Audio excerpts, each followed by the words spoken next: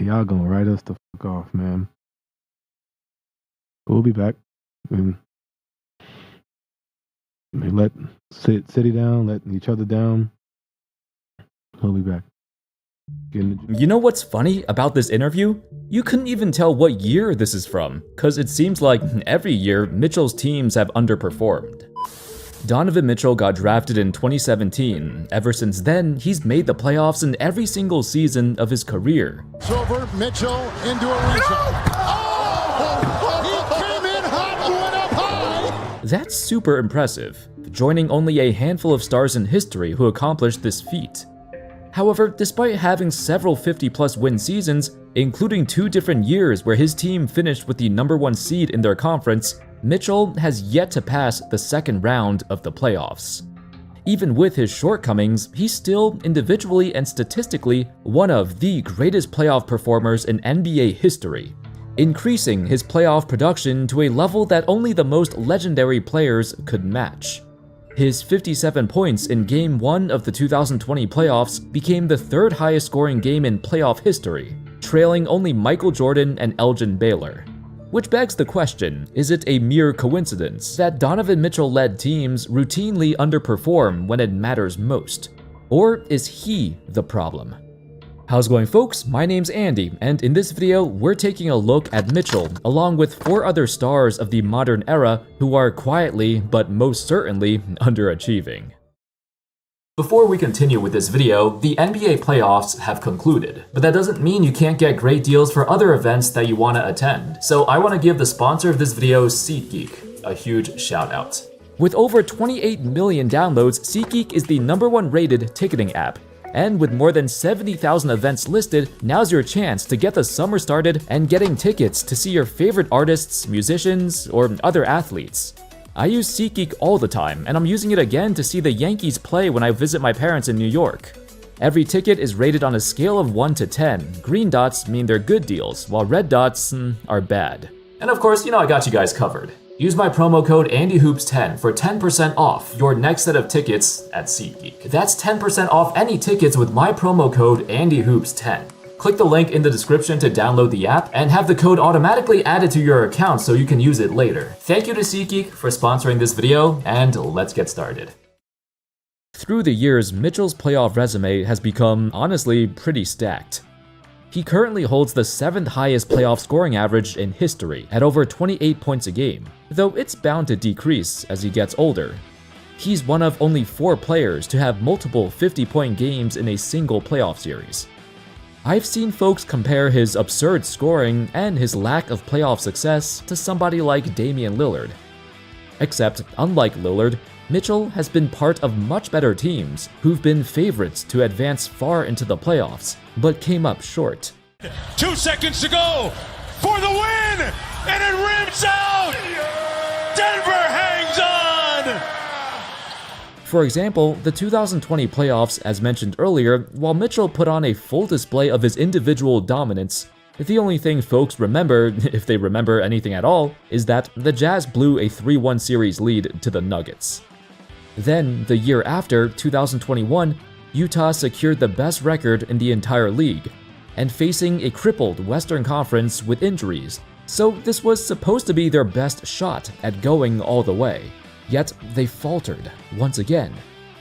In the second round versus the Clippers, Kawhi suffered an injury in Game 4. With the series tied 2-2, the Jazz somehow blew it and lost the last 2 games, as Mitchell choked in front of a desperate Utah crowd. On paper, Mitchell usually has great games, and most of the blame in Utah went to Rudy Gobert, who mysteriously disappears whenever he hears the term small ball. The narrative back then was Gobert, the team's secondary star and reigning Defensive Player of the Year, would shrink under the spotlight, while Mitchell, the golden boy, was burdened to carry the team in his absence. Heck, you can fast forward a couple years and Mitchell is still playing the same way. But the narrative is starting to shift, and folks have come to realize, maybe Mitchell is the problem. We see him go on ridiculous scoring outbursts, but it's almost to the point where he looks one-dimensional. What happened to the Donovan Mitchell that creates plays for his teammates? When the games get tough, Mitchell has this habit of playing hero ball and trying to shoot his team to victory. Unfortunately, it doesn't lead to good results. For example, he's had 25 playoff games of scoring at least 30 points, but his teams are only 11 and 14 in those 25 games. When the Cavs got knocked out in the 2025 playoffs, there was a stark contrast in the way this team played compared to their regular season. They won 64 games, not because of Mitchell carrying them to wins, but because of a team effort. From top to bottom, the Cavs are deep and talented. Mitchell's usage rate skyrocketed, and his teammates were getting iced out, not even touching the ball down the stretch as he tried to do everything by himself. Not too different from his days in Utah. Playing without Darius Garland. Here's Mitchell spinning into the paint, exploding and finishing. How about that move from Donovan Mitchell? From one perspective, it's not because Mitchell wants to play like this, but because of his lack of support. For example, Darius Garland was injured and Mitchell had to bear a bigger load. Ty Jerome regressed and had some of the worst games in playoff history. Evan Mobley was hindered by an injured ankle. And Jarrett Allen? Well, once again, the lights were too bright for him. The Cavs had other excuses to fall back on, so the blame isn't solely on Mitchell. On the other hand, being the star of the team with the most playoff experience, Mitchell is at fault as well, for not trying to get his teammates going and just focused on how he can get his own buckets. This is what separates an all-star like him from a true superstar. He can always get his own shot, but can he lift the rest of his team up and help them succeed? It's not like Mitchell doesn't want to, he doesn't know how to. At the end of the day, he's been an undersized, high-usage shooting guard his entire life. Never a true point guard, never a true playmaker, and a liability on defense, who gets hidden because of the Cavs' great rim protectors. There are very few guys who can lead their team to a championship as the first option. Mitchell is not one of those guys, and probably never will be. Domantas Sabonis. I read a funny comment on Reddit one time. It went something like this. Statistically, Sabonis puts up numbers that are 70% as good as Jokic, but his impact is like 20% of Jokic. I laughed, I chuckled, and then I thought to myself, wait a second. That's actually kinda true. In a world where the new generation of fans are obsessed with stat-stuffing stars with big numbers across the board, Sabonis falls into that category. The dude's a triple-double threat, led the league in rebounding for 3 straight years, and he's one of the most efficient scorers in NBA history. Yet, why doesn't it seem like his impact on the box score translates to more success on the court? Since his arrival to Sacramento, they've made the playoffs once, but got prematurely knocked out of the play-ins several times. This was an excellent showing. Talked about the defensive impact of Anthony Davis. He certainly showed that tonight, and their entire team came with great focus. Sabonis is supposed to be their best all-around player, the stable, consistent engine that keeps the team running, and the vast majority of their offense relies on Sabonis touching the ball. But his consistency may also be his biggest flaw. Very rarely do you see Sabonis take over a game at will, or put his team on his back and carry them to victory. For instance, in these 3 seasons, Sabonis only recorded 20 or more shot attempts 2 times, 3 times, and 3 times. He's a guy who plays basketball in a very safe way. With his elite efficiency, you'd imagine the Kings' offense would be so much better if he took more shots. But there's a reason his efficiency is so high. He's very selective with his shots, because he tries to get a better look for his teammates. I've heard the term DHO merchant thrown around, meaning he gets the bulk of his assists off of dribble handoffs, which, I mean, it's not exactly a bad thing, but his assist numbers don't tell the whole story. It's more so a product of how the Kings' offense operates. Compared to his days in Indiana, Sabonis hasn't made the jump that everyone expected. In particular, his scoring ability outside the paint is quite limited, and this has been a weakness since he entered the NBA. Despite his numbers, his offensive game is still very unpolished. Not to mention, there's a reason why Sacramento has a mediocre or straight-up bad defense for years now.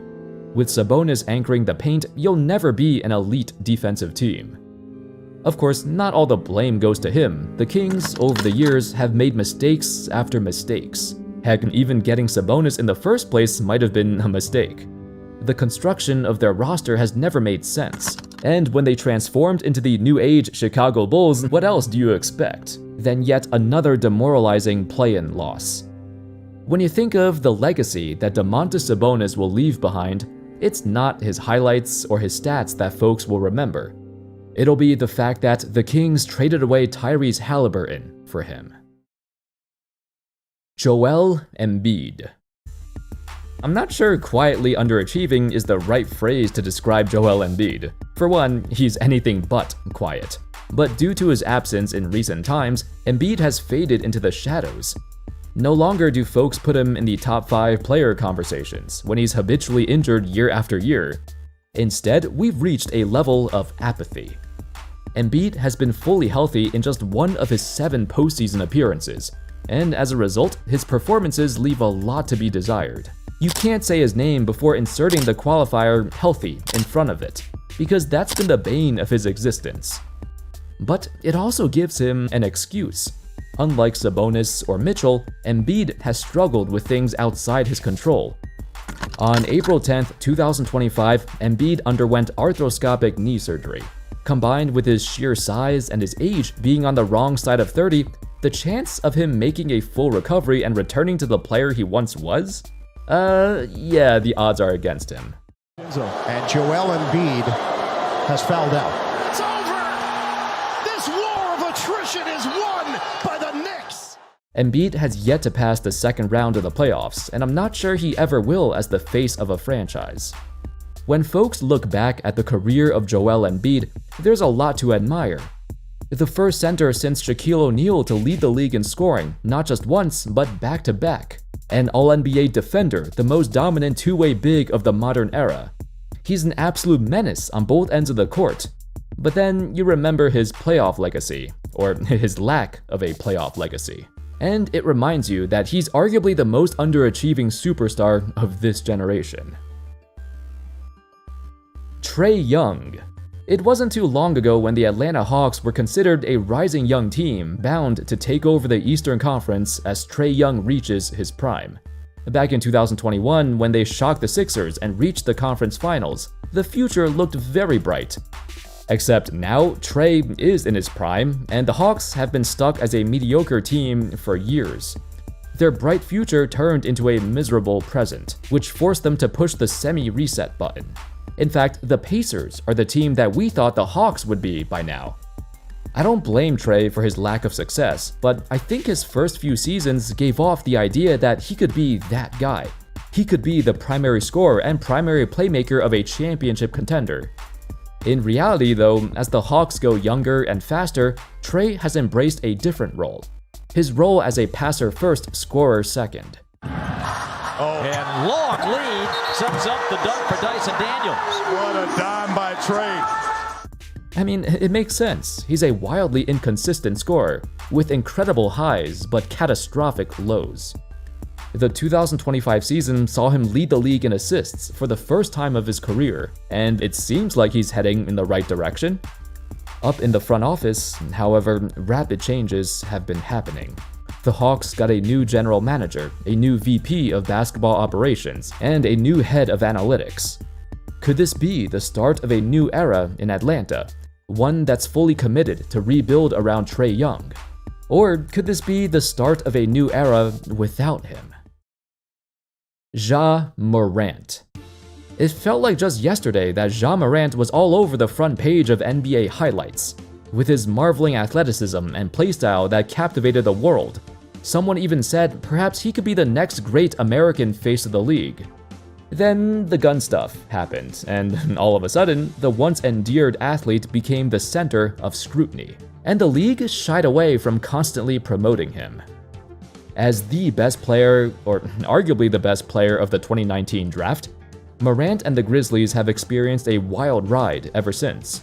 From one perspective, the Grizzlies are obviously not a playoff team without him, as evident by the 2023-24 season, where Morant missed most of the year and the Grizzlies won a whopping 27 games.